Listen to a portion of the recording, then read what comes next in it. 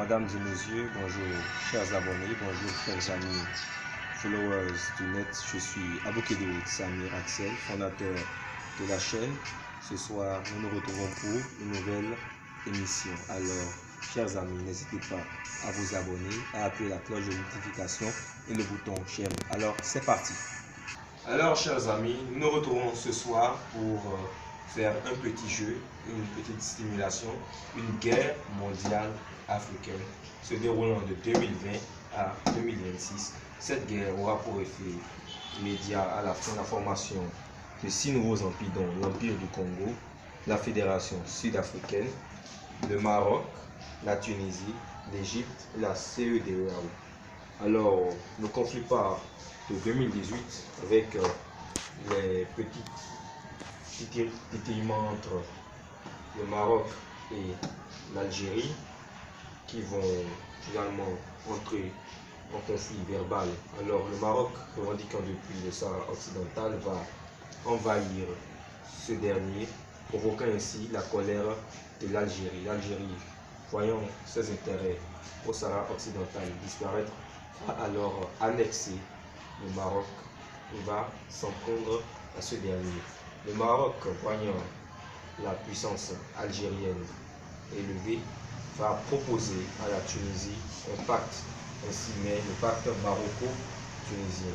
La Tunisie et le Maroc vont donc s'allier pour combattre l'Algérie qui va résister.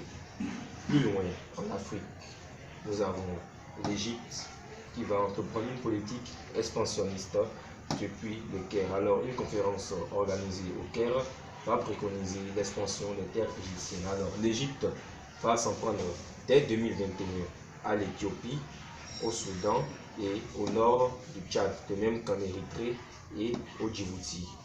L'Égypte va aussi entreprendre dès 2023 l'attaque contre la Libye. Voyant la puissance libyenne vraiment énorme, l'Égypte va proposer à la Tunisie un pacte d'unification pour balkaniser et partager la Libye en deux, dont l'ouest sera récupéré par la Tunisie et l'est par l'Égypte.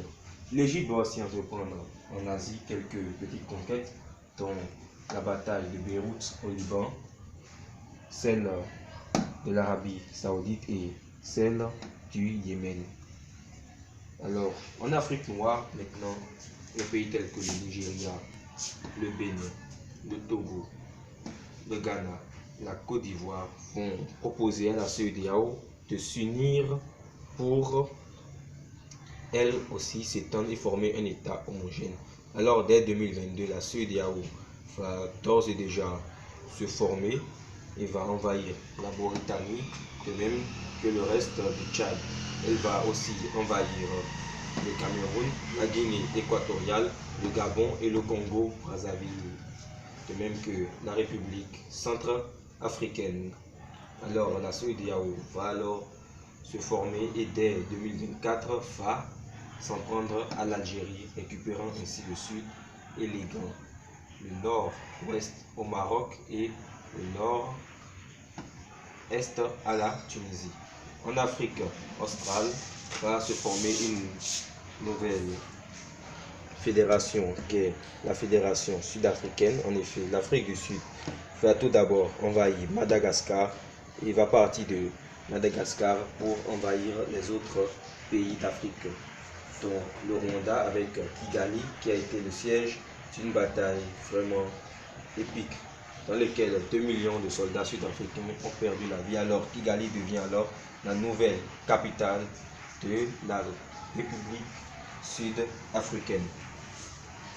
On passe enfin à l'Empire du Congo. L'Empire du Congo part depuis la RDC qui, dès 2024, va s'en prendre à l'Angola et va envahir Luanda, forte d'une armée de 5 millions de soldats. Ainsi, elle baptisa Luanda sa capitale politique et va aussi s'en prendre au Botswana et à d'autres pays limitrophes.